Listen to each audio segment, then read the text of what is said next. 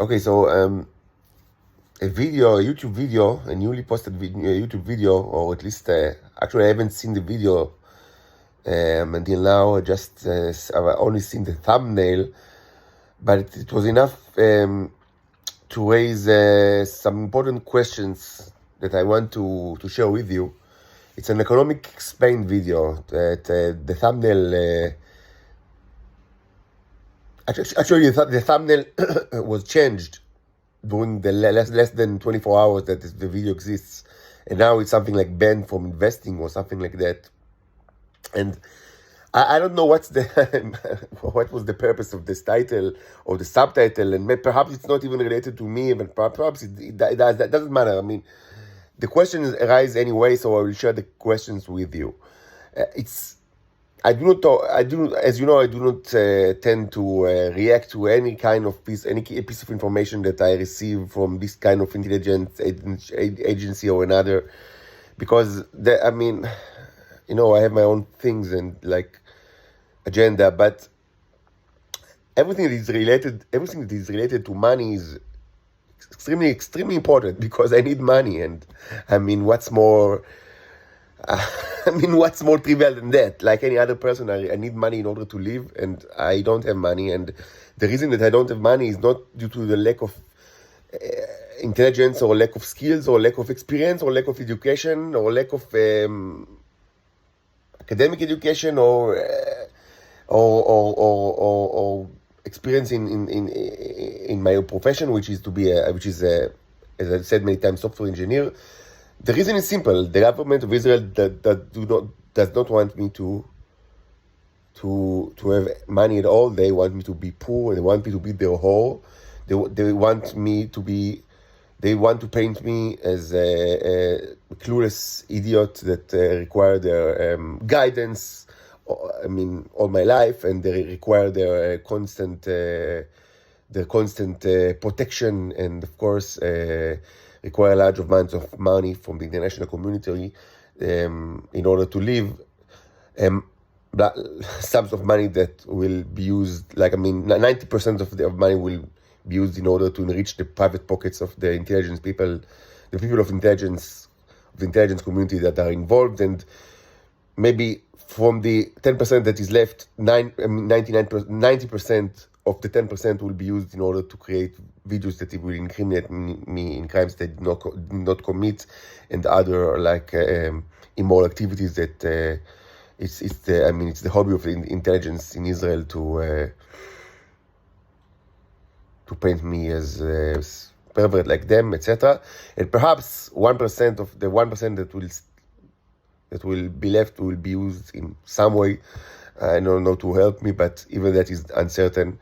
This is my reality, and it's a grim reality that no matter how hard I work and what education I possess and what experience I have, it doesn't matter. In Israel they will always do whatever they can. The people of Israel will do whatever they can. The people of the intelligence community will do whatever they can to keep me poor and helpless, because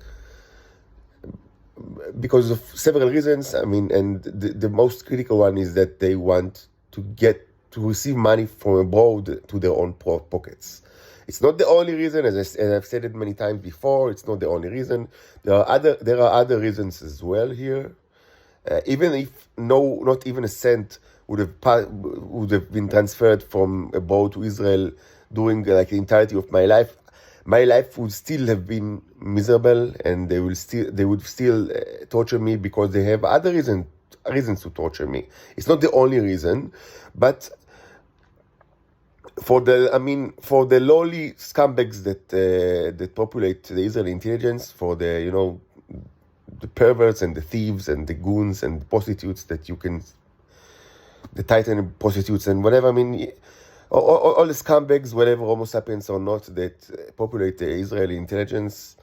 For most of them, the reasons to torture me are plainly because what motivates them is simple, old-fashioned greed. Again, it's not the only reason, but it's the simplest reason: greed.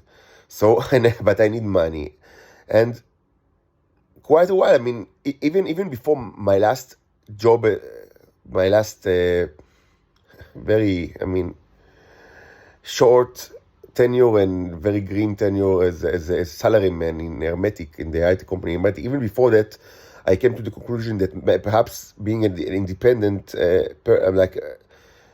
independently sell stuff is the correct path for me, but it didn't went well.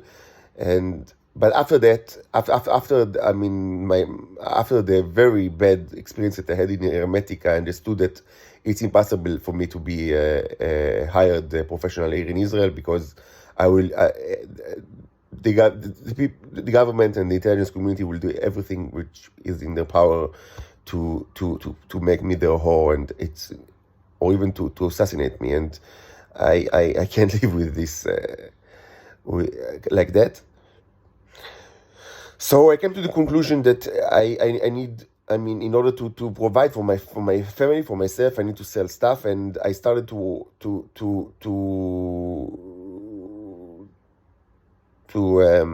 paint. I'm doing it for the last 1 year, and I like it very much. I see this as an opportunity not only to create things, but also to convey messages, and I see participating in art as a cerebral vocation, something that, most importantly, it's a way to convey ideas, to convey messages, to convey abstract messages that could be interpreted, of course, in many ways. It's not something new, but it should be said that I don't value much the mimetic properties of any art form, but for me, the important qualities are the important quality in art is self-expression. Coincidentally or not coincidentally, I don't know. My personal taste is that I like expressionism very much, Kandinsky, etc.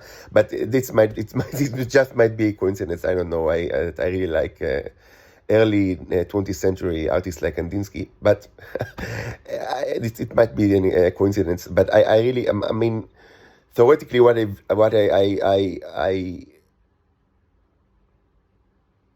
I love in art is expression, self-expression, and it's a way for me to express myself.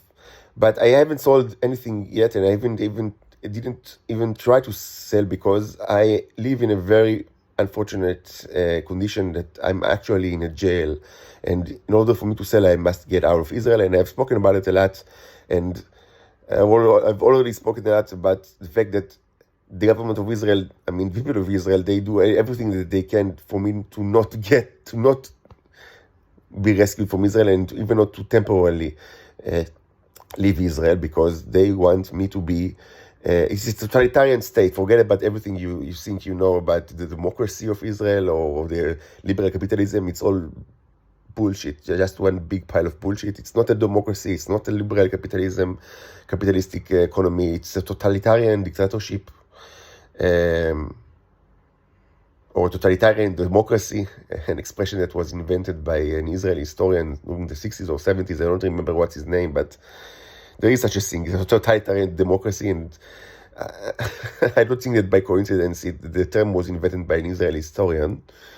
Zev something, I don't remember his name. I've read a book of his, but it was quite a while ago. Zev something, I think. So what is, my initial line of thinking was that many people around this world know that I'm special, even before they knew that I produce the material that I call neros from my body. They understood that I'm special, even when they saw that I'm like a shape-shifting or a wizard or witch, a male witch titan. If you're not aware of the of the meaning that I imbue with these terms, it's not important currently because I don't think that I've spoken about those terms or the particular meaning that I give to these terms in the YouTube stage. I've spoken about it in Twitter, I think, but maybe later I will speak about it I'm using the YouTube stage as well. I will refresh some of my own terminology of what Titan means, what a Keruv or Cherub mean, what wizard or witch means. These are all idiosyncratic terms. I haven't invented the words, of course, but I've probably invented the specific meaning in which I use to refer things, in our world when I use those terms. So maybe later I will refresh my own terminology for you. It does, for the purpose of this video, it doesn't matter. But even when people saw that I'm different from what I claim to be, they already found my existence to be amusing, and I understood that this amusement could be translated to the desire to acquire, to buy things that I created, and I could leverage this kind of desire to for the as you will all agree, for the more than legitimate purpose of making money. So I'll be able to provide for myself and my children. And of course, this line of thought it still guides me. As a side note or a footnote, I will say, I want to add, I will say now, please don't tell my mother that I said it, because she will be, I think that she wouldn't like to hear it, but I will say that during the last couple of weeks, I started to to hate the thought of selling much of my own paintings. I started to get attached to them. I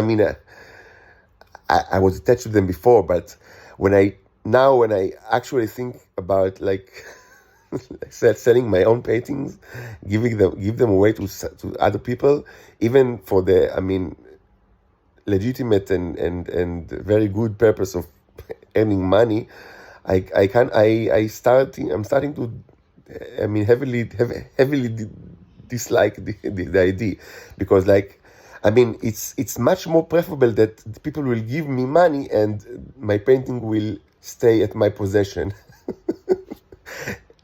I don't know if you understand what I mean. I guess some of you do.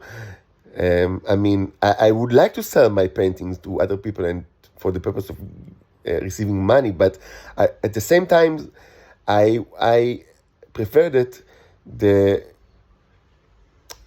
the transfer will be set in a way that eventually both the money and the painting will stay at my possession. I don't know if it's possible. It will probably not be considered the proper transfer of goods, because no goods will be transferred. Yeah. Because I kind of liked many of my pictures, at least the earlier ones. I'm really attached to my earlier paintings. Perhaps if I can't paint now, because I don't know if I already told you, I cannot even leave this room. I cannot stay at the balcony, so it's almost impossible for me to paint now. I really need to leave this apartment in order to be able to continue painting. But maybe future painting will be easier for me to sell. But the early ones I'm really attached to, and I think that I don't know if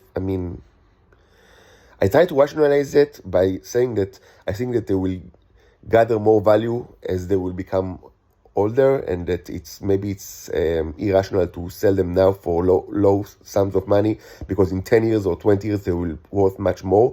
But to be honest, I think that in 10 years and 20 years I will be even more attached to them, and will be even more, I will want even more dearly to keep them at my possession. So the only course of action which will be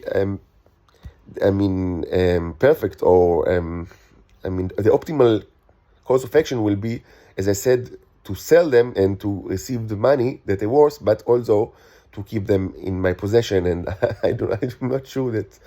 I mean, maybe I'll need to ask the Australian guy. Is a really lovely educator. He educates very well. If it's possible to sell stuff and to keep both the money and the property in your possession. And I need some advice from Economy Explained on the matter. But anyway, that's not what I wanted to share with you. What I wanted to share is, the following line of thought, because I understand that many people in the intelligence community are aware of me and other secret affairs, and that these people would want to buy the stuff that I sell, both for a sentimental reason, but also for, economic reason, because they know that this possession, these assets will mature in value, and it's a good business for them. But on the other end, the title banned from investment, led me to the thinking that maybe it's illegal for you to do it, because honestly, it's not really ethical. And you should understand that during the last couple of years, I got used to the moral standards of the people of Israel, and especially for the people of Israel that are related to the intelligence community and to the security community, to the defense community, which means the moral standards of the lawless scumbags on the face of earth. They don't have any moral standard at all. So they will do anything that they can in order to receive money to their own pockets, and that's in general, that's what guides them in their day-to-day affairs. But if we speak on the international level, it might be possible that some people are actually constrained by moral and legal limitations and legal fences or moral fences that stop them from doing things that they should not be doing. And if this is the case, if it's illegal for people in the intelligence community, or that are somehow related to the intelligence community of the world, to buy assets that they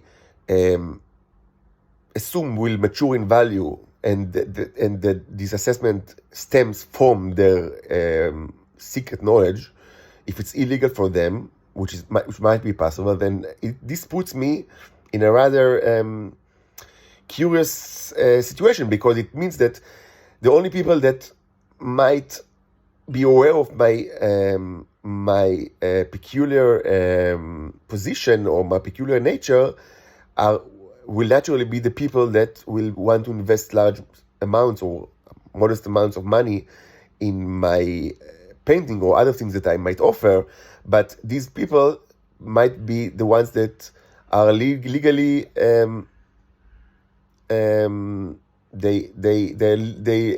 they are bound not to do it for legal reasons. And this is it's a problematic position to be in from my point of view, as you all understand. Still, it leaves the path of creating a Kickstarter with hard proof as a valid course of action, because this will be open to the public in general. And I understand that the many, probably all of my listeners have severe objections to this course of action, because they don't want me or any other foreign person, a foreigner person that live in Earth, to be exposed to the public. But you must understand that possibly it's the only way for me to earn money and to be independent outside of the realm of being a prostitute for the Israeli establishment, and that's what they want me to be, and I can't do that. So I just wanted to share with you those thoughts and to see what people think about it. And when you articulate your thoughts, you come to more refined conclusion. And the conclusion that I reach by just saying out loud what I think is that maybe the only course of action that will be, financially viable for me would be to go public, to do an IPO of myself and to start something that will, inevitably will create a huge cascading, perhaps a cascade, like a waterfall of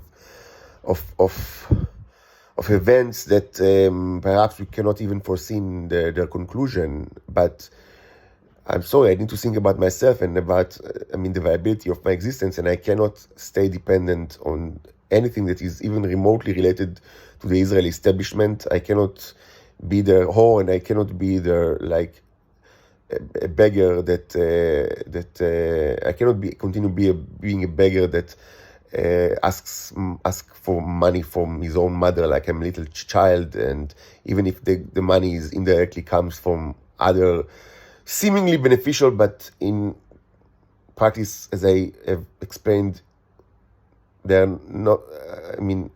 The people that actually